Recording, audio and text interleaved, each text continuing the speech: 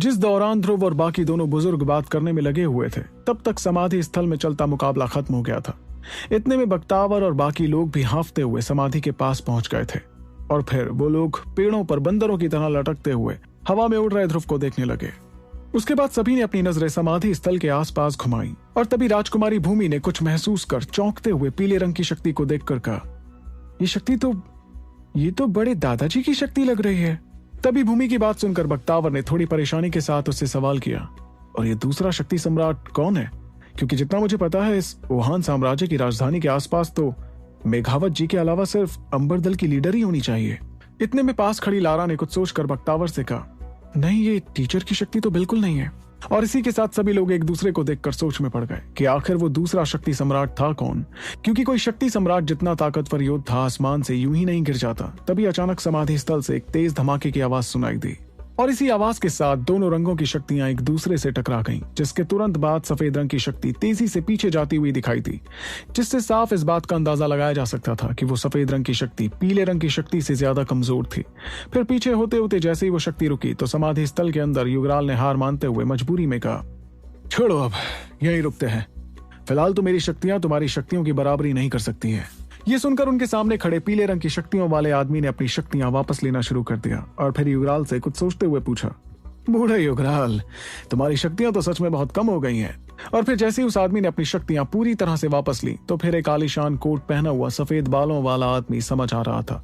वो लगातार युगराल को देखकर मुस्कुराए जा रहा था, जिसके बाद युगराल ने मजबूरी में उसे जवाब देते हुए कहा, बस थोड़ा और इंतजार कर, मेरी शक्तियां वापस आ जाएंगी। तुझे उसकी फिक्र करने की ज्यादा जरूरत नहीं है, और हाँ, तुझे उस बारे में भी फिक्र करने की जरूरत नहीं है। इस बार वापस आने के बाद दरबार परिवार की जिम्मेदारी संभालने का मेरा कोई इरादा नहीं है, इसलिए परेशान मत होना। मेरे ख्याल से नई पीढ़ी अच्छी तरह से सब संभाल लेगी। वहीं युगराल के मुंह से ये बात सुनने के बाद उस बूढ़े आदमी के चेहरे पर एक राहत की सांस दिखाई दी, जिसके साथ उसने कहा, वैसे भी हम दोनों अब बूढ़े हो चुके हैं युगराल, अब हम क्यों सिरदर्द वाले मामलों में पड़ना चाहेंगे। अब तो मेरा जी करता है कि बस घूमता रहूं और चाय की चुस्कियां लगाता रहूं। इस पर युगराल ने मुस्कुराते हुए उस आदमी से कहा, अच्छा, मुझे मत बता कि तुझे किस बात की फिक्र है और किसकी नहीं। और युगराल की बात सुनते ही वो बूढ़ा आदमी मुस्कुराने लगा, लेकिन उसने इस बारे में कुछ और नहीं कहा। उसके बाद उस आदमी ने अपनी नजरें समाधि स्थल के बाहरी हिस्से की तरफ करते हुए महसूस किया कि वहां बहुत सी शक्तियां इकट्ठा हो गई थी। फिर उस आदमी ने एक मुस्कुराहट के साथ कहा, ऐसा लगता है कि हमने काफी लोगों को परेशान कर दिया है युगराल। वहीं उस आदमी की यह बात सुनते ही ध्रुव और बाकी दोनों बुजुर्ग भी अंदर की तरफ आने लगे। वहीं दूसरी ओर पेड़ में नई छिपी पीढ़ी भी अब आगे आने लगी। तभी अचानक उस बूढ़े आदमी को पेड़ों के पास पहचानी हुई शक्ति महसूस हुई, जो थी राजकुमारी भूमि की। फिर एक पल के लिए तो वो हैरान रह गए, जिसके बाद उन्होंने मजबूरी में अपना सिर हिलाया। इतने में उस बूढ़े आदमी को देखकर ताबिश दरबार और इंद्रवदन ने मुस्कुराते हुए कहा, क्या बात है मेघावत जी, आपसे मिले हुए काफी वक्त हो गया और आप तो वक्त के साथ साथ और ताकतवर होते जा रहे हैं। ये सुनकर उस बूढ़े आदमी मेघावत ने मुस्कुराते हुए दोनों को जवाब दिया, मैंने सोचा भी नहीं था कि अपनी शक्तियों की वजह से मैं तुम दोनों को इतना परेशान कर दूंगा कि तुम्हें हड़बड़ाते हुए यहाँ तक आना पड़ जाएगा। माफ करना दोस्तों, दरअसल बूढ़ा होने के साथ साथ लगता है मेरा ध्यान भी काफी भटकने लगा है। इस पर ताबिश और इंद्रवदन ने हंसते हुए मेघावत को जवाब दिया, बूढ़े और आप अच्छा मजाक कर लेते हैं आप भी। वहीं उस बूढ़े आदमी मेघावत ने भी हंसते हुए अपनी नजरें दोनों लीडर्स से घुमाते हुए उनके बगल में उड़ रहे ध्रुव को देखा। और फिर जैसे उस आदमी की नजर ध्रुव के पंखों पर पड़ी तो एक पल के लिए तो वो दंग ही रह गया, जिसके बाद उस आदमी ने हैरान होते हुए कहा, क्या ये तो एक उड़ने वाली खास तकनीक है, लेकिन ये लड़का कौन है? वहीं ध्रुव ने जैसे ही सुना कि मेघावत उसकी बात कर रहे थे तो उसने मुस्कुराते हुए उन्हें जवाब दिया, नमस्ते मेघावत जी, मेरा नाम ध्रुपद मौर्य है। इस पर मेघावत ने मुस्कुराते हुए ध्रुव को देखकर उससे कहा, बहुत अच्छे, तुम काफी काबिल मालूम पड़ते हो, क्योंकि इतनी सी उम्र में इतनी खास और अनोखी तकनीक हासिल करना हर किसी के बस की बात नहीं होती। तुम्हारे अंदर कुछ बात तो जरूर होगी लड़के। इतने में अचानक युगराल ध्रुव के सामने आकर खड़ा हो गया और फिर उसने मुस्कुराते हुए ध्रुव से कहा, तुम भी यहाँ पर आ गए, क्यों भाई? ये सुनकर ध्रुव ने मजबूरी में युगराल को जवाब देते हुए कहा, तुम्हें और क्या करता, आप 2 दिन से लापता हो रखे, मुझे लगा कि कहीं आप भाग तो नहीं गए।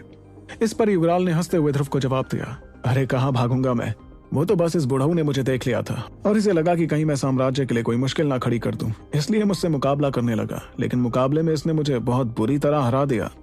इस दौरान मेघावत देख रहे थे कि युगराल कैसे दोस्तों की तरह से ध्रुव से बात कर रहा था। तभी उन्होंने मजबूरी में अपना सिर हिलाते हुए युगराल से कहा, तुम भी ना युगराल, वैसे एक बात बताओ, क्या ये लड़का तुम्हारा शिष्य है? इसे देखकर तो ऐसा लगता है कि काफी काबिल है। वहीं मेघावत के इस सवाल को जैसे ही बख्तावर ने सुना तो उसके कान खड़े हो गए और इस सवाल पर ताबिश के बगल में उड़ रहे इंद्रवदन भी ध्रुव की तरफ गौर से देखने लगे।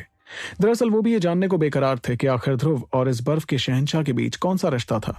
दूसरी ओर मेघावत का सवाल सुनकर युगराल एक पल के लिए तो दंग रह गया, लेकिन फिर उसने हंसते हुए ध्रुव की पीठ थपथपाई और फिर सभी को देखकर कहा, मेरा शिष्य। सच कहूं तो इच्छा तो मेरी भी बहुत थी ऐसा शिष्य पाने की, लेकिन अफसोस कि मैं इसका गुरु बनने के काबिल नहीं हूं। और युगराल के मुंह से निकली बात सुनकर वहां मौजूद सभी लोगों के चेहरों पर हैरानी छा गई। जाहिर सी बात है कि सभी इस बात से हैरान थे कि आखिर युगराल जैसा शक्ति सम्राट तक ये कह रहा था कि वो इस लड़के का गुरु बनने के काबिल नहीं था। इसका मतलब क्या इस लड़के में सच में इतनी काबिलियत थी?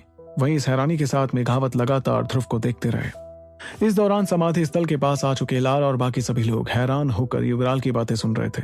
वो लोग पहले तो कुछ पलों तक इसलिए चुप रहे क्योंकि वो इस बात को समझने की कोशिश कर रहे थे कि कहीं युगराल कोई मजाक तो नहीं कर रहा था।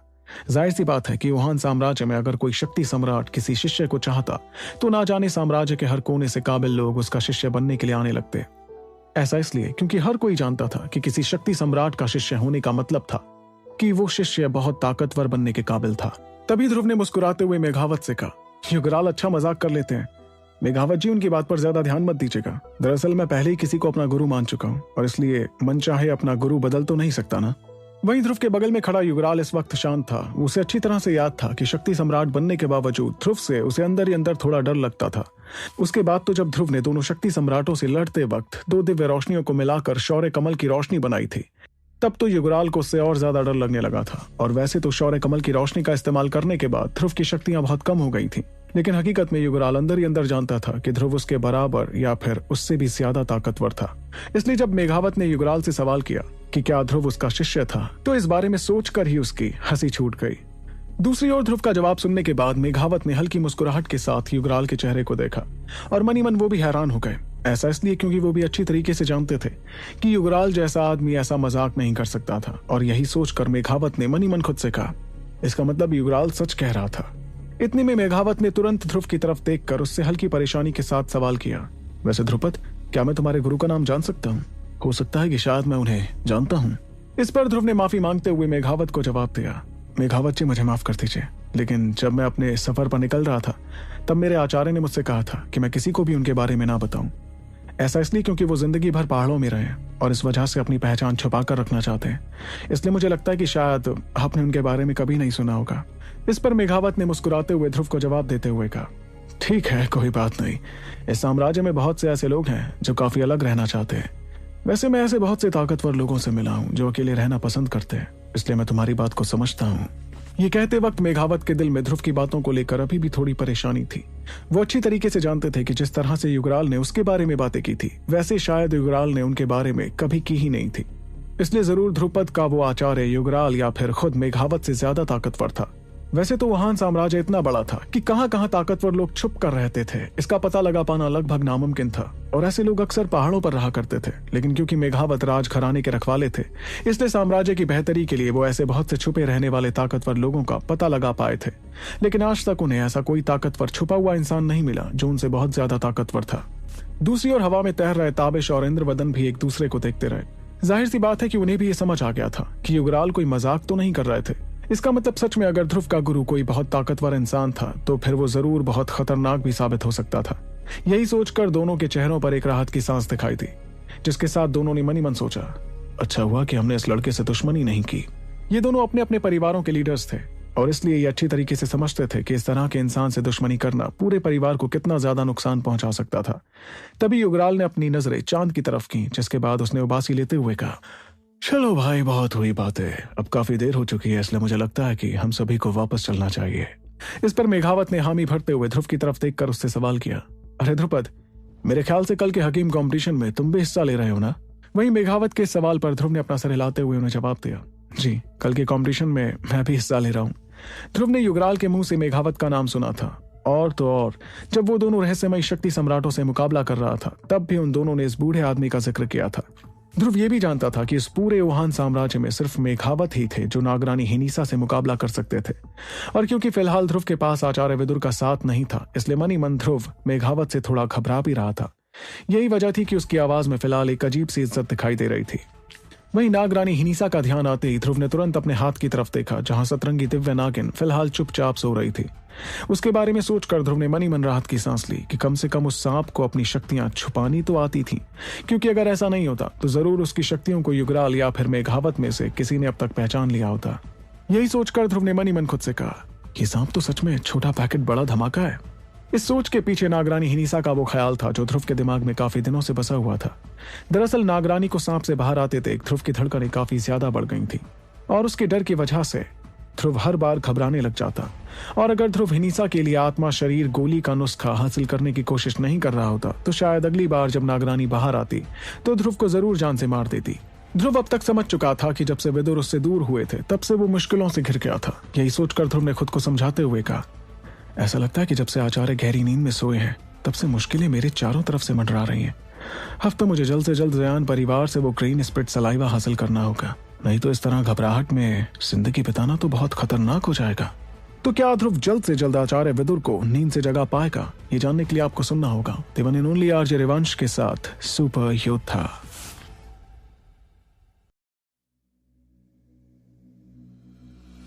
ध्रुव का जवाब सुनकर मेघावत ने मुस्कुराते हुए कहा, इस बार के हकीम कंपटीशन में काफी मजा आने वाला है। मैं देखने को बेताब हूं कि आखिर ऐसे कितने हकीम हैं जो युगराल की वाहवाही लूट पाएंगे। इतना कहकर उन्हें कुछ और लोगों की भी आवाज सुनाई दी, जिसे सुनकर मुस्कुराते हुए मेघावत बाहर आए और उन्होंने आवाजों की तरफ देखते हुए कहा, भूमि चलो चलने का वक्त आ गया है, काफी देर हो गई है, कल के कंपटीशन में वक्त पर भी तो पहुंचना है। और मेघावत की बात सुनते ही आमतौर पर लोगों की बात ना मानने वाली भूमि मजबूरी में अपना सिर हिलाने लगी और फिर वो चलकर मेघावत के साथ जाने लगी। उसके चेहरे पर इस वक्त एक मुस्कुराहट थी, जैसे कि वो छुपकर बातें सुनने के लिए मेघावत से माफी मांगना चाह रही हो। तभी मेघावत ने मुस्कुराते हुए उसका हाथ पकड़ा और फिर वो उसके साथ उड़ने के लिए तैयार हुआ। लेकिन फिर उन्हें कुछ और आवाजें सुनाई दी, जिसे सुनकर उन्होंने कहा, लारा रेहान, अपने गुरुओं को कहना कि मैंने उनका हालचाल पूछा है। इतना कहकर उन्होंने देखा कि लारा और रेहान भी मुस्कुराते हुए बाहर आ गए, लेकिन उनके साथ ही बख्तावर भी आ गया। तभी उसे देखकर मेघावत ने चौंकते हुए कहा, बख्तावर शिकारा, तुम वापस आ गए? अच्छा है, लेकिन ध्यान रखना कि इस बार कोई उधम मत मचाना, नहीं तो तुम्हें फिर से वुहान शहर से भागना पड़ जाएगा। वहीं मेघावत की बात सुनकर बख्तावत ने किसी डरे हुए मुर्गे की तरह चेहरा बनाकर जवाब दिया, जी मेघावत जी। जाहिर सी बात है कि राज घराने के इस बुजुर्ग के सामने बख्तावर को अपनी ताकत का गुरूर निगलना ही पड़ा। दूसरी ओर जैसे ही ध्रुव ने देखा कि सभी अपने अपने घर जाने के लिए तैयार थे, तो ध्रुव ने भी इंद्रवदन और ताबिश दरबार से नमस्ते करने के बाद पलटकर युगराल से पूछा, युगराल अब हम भी चले? और ध्रुव का सवाल सुनकर युगराल ने भी अलसाई अंदाज में अपना सिर हिलाते हुए कहा, हाँ चलते, वैसे भी मुझे काफी नींद आ रही है। इतना कहकर युगराल ने मेघावत को अलविदा कहा, लेकिन इंद्रवदन और ताबिश को नजरअंदाज कर दिया। उसके बाद उसकी पीठ से बर्फीले पंख बाहर निकलने लगे, जिसे फड़फड़ाते हुए वो हवा में उड़ने लगा। तभी ध्रुव ने भी अपने पंख फड़फड़ाते हुए मेघावत से कहा, मेघावत जी फिर मिलते हैं। इतना कहते ही ध्रुव एक झटके में आसमान में कहीं गायब हो गया और युगराल और ध्रुव को वहां से जाता देख मेघावत ने भी वहां और देर रुकना सही नहीं समझा, जिसके बाद वो भी राजकुमारी भूमि के साथ हवा में तेजी से उड़ते हुए गायब हो गया। वही समाधि स्थल से उड़ने के बाद हवा में ध्रुव ने युगराल से सवाल किया, युगराल आपने कहीं मेरी सच्चाई के बारे में किसी से कुछ कहा तो नहीं ना? इस पर युगराल ने अपना सिर हिलाते हुए ध्रुव को जवाब दिया, नहीं, मैं अच्छे से जानता हूँ कि तुम अपनी पहचान छुपाना चाहते हो, इसलिए मैंने उस बुढ़ऊ से तुम्हारे बारे में कुछ नहीं कहा। तुम्हें फिक्र करने की जरा भी जरूरत नहीं है ध्रुव। ये सुनकर ध्रुव ने एक राहत की सांस लेते हुए युगराल से आगे कहा, शुक्रिया, और कोशिश कीजिएगा कि ये राज ही रहे। सब जानते हैं कि इतने सालों से वुहान साम्राज्य में रहने की वजह से अंबरदल के राज घराने से बहुत अच्छे रिश्ते होंगे, इसलिए हमें इस मामले में थोड़ा बचकर रहना होगा। तभी अचानक से युगराल ने कुछ सोचते हुए ध्रुव से सवाल किया, अच्छा ध्रुव एक बात तो बताओ, क्या तुम्हारी अंदरूनी शक्तियां ठीक हो गई हैं? और युगराल का ये सवाल सुनते एक पल के लिए तो ध्रुव की धड़कनें काफी तेज हो गईं, जिसके बाद उसने खुद पर काबू पाते हुए युगराल को जवाब दिया, नहीं, मेरे जख्म सच में बहुत गहरे हैं। क्या बताऊं युगराल, इस चीज से तो मैं काफी परेशान हूं। मैं अच्छी तरीके से जानता हूं कि अगर मेरी अंदरूनी शक्ति जल्द से जल्द वापस नहीं आई तो शायद मैं बहुत बड़ी मुश्किल में फंस सकता हूं, लेकिन मैं जानता हूं कि मैं जल्दी उन्हें वापस हासिल कर लूंगा। अब तो मुझे सिर्फ इंतजार करना है ग्रीन स्पिरिट सलाइवा का, जो मेरी शक्तियों को वापस ले आएगा। ये सुनकर युगराल ने मजबूरी में अपना सिर हिलाते हुए ध्रुव से कहा, मैंने तो पहले ही कहा था कि तुम्हें ऐसे खतरनाक कदम नहीं उठाने चाहिए थे। तुम्हारी हड़बड़ी के चक्कर में ना जाने कौन सा पागलपन तुम पर सवार हो गया था, जो तुमने 2 दिव्य रोशनियों को मिलाने जैसा खतरनाक कदम उठाया। तुम्हें शायद पता नहीं, लेकिन मेघावत की शक्तियां सच में बहुत ज्यादा बढ़ गई हैं। मैं जब उससे मुकाबला कर रहा था तब मुझे समझ में आया कि वो आराम से 8 या 9 सितारों वाला शक्ति सम्राट बन चुका है, और मेरे ख्याल से अगर उसकी किस्मत अच्छी रही तो शायद वो कुछ वक्त बाद शक्ति पूर्वज भी बन जाए। वहीं युगराल की बात सुनकर ध्रुव ने हैरान होते हुए कहा, क्या मेघावत जी इतने ज्यादा ताकतवर हैं? इस पर युगराल ने तुरंत हल्की नाराजगी के साथ कहा, हाँ, वो बुढ़ाऊ सच में इतना ज्यादा ताकतवर हो गया है। पता है, मेरे और दरबार परिवार के रिश्ते की वजह से ये बुढ़ाऊ हमेशा मुझ पर कड़ी नजर रखा करता था, और आज भी उसे डर है कि कहीं मैं मौके का फायदा उठाकर ओहान साम्राज्य का तख्ता पलट ना कर दूं। कल गलती से उसने मेरी शक्तियां महसूस कर ली और फिर उसने मुझसे कहा कि वो मेरे साथ प्रैक्टिस करना चाहता था, लेकिन मैं भी कोई बेवकूफ नहीं हूं। मुझे भी पता था कि वो मुझे अपनी शक्तियां दिखाकर डराना चाहता था। मेरी समझ में यही नहीं आता कि आखिर ये बुढ़ाऊ मरता क्यों नहीं है। इस पर ध्रुव ने कुछ सोचते हुए धीमी आवाज में युगराल से कहा, युगराल, कहीं हमारे मामले में दखल तो नहीं देंगे ना? यह सुनकर युगराल ने तुरंत ध्रुव की बात पर एक पल के लिए सोचकर उसे जवाब देते हुए कहा, मेरे ख्याल से हमें उसकी फिक्र करने की जरूरत नहीं है। वो बुढ़ाऊ हमारे मामले में टांग नहीं अड़ाएगा। तुम्हें दिखा नहीं कि वो कैसे मन ही मन तुमसे थोड़ा घबराने भी लगा है? या मुझे कहना चाहिए कि वो तुम्हारे उस गुरु से घबराने लगा है जिसने तुम्हें ट्रेन किया है। इसलिए मुझे लगता है कि जब तक उसे तुम्हारी मौजूदा शक्तियों के बारे में पता नहीं चल जाता, तब तक वो तुमसे पंगा लेने के बारे में सोचेगा भी नहीं। लेकिन अगर उसे गलती से भी पता चल गया कि फिलहाल तुम्हारी शक्तियां कम हो गई हैं, तो शायद वो कुछ भी कर बैठे। इसलिए तुम्हें कैसे भी करके जल्द से जल्द अपनी शक्तियां वापस हासिल करनी होंगी, क्योंकि अगर तुम ऐसा करने में कामयाब हो जाते हो, फिर तो हमें उस बुढ़ाऊ से घबराने की कोई जरूरत ही नहीं है। वहीं युगराल की बातें सुनकर ध्रुव ने परेशानी को गोली मारते हुए मुस्कुराकर युगराल से कहा, मैं पूरी कोशिश करूंगा युगराल, अपनी शक्तियां जल्द से जल्द वापस हासिल करने की। लेकिन इस दौरान मेघावत जी ने मेरे मामले में टांग अड़ाने की कोशिश की तो मैं उन पर शौर्य कमल की रोशनी का इस्तेमाल कर दूंगा, फिर चाहे ऐसा करने से मुझे चोट ही क्यों ना लग जाए। ये सुनकर युगराल ने तुरंत ध्रुव पर चिल्लाते हुए कहा, अरे तुम पूरी तरह से पागल हो। लेकिन युगराल इसके आगे कुछ नहीं कह पाया, क्योंकि वो ध्रुव से ज्यादा कुछ कहना ही नहीं चाहता था। वहीं जैसे ही ध्रुव ने देखा कि युगराल अब बिल्कुल चुप हो गया, तो उसने मुस्कुराकर मन ही मन खुद से कहा, कल है वो हकीम कॉम्पिटिशन जिसका सभी को इंतजार है। मुझे कैसे भी करके कल उसे जीतना ही होगा, ताकि मैं आत्मा शरीर गोली का नुस्खा हासिल कर सकूं।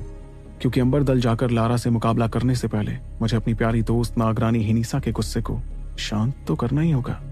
अगले दिन नीले आसमान में मीलों तक कोई भी बादल नहीं दिखाई दे रहा था। इस वक्त उस आसमान में एक सूरज चमक रहा था, जिसकी रोशनी चुभने वाली नहीं थी। बीच बीच में ठंडी हवाएं चलने लगती, जो शहर में होते शोर को एक जगह से दूसरी जगह ले जाने का काम कर रही थी।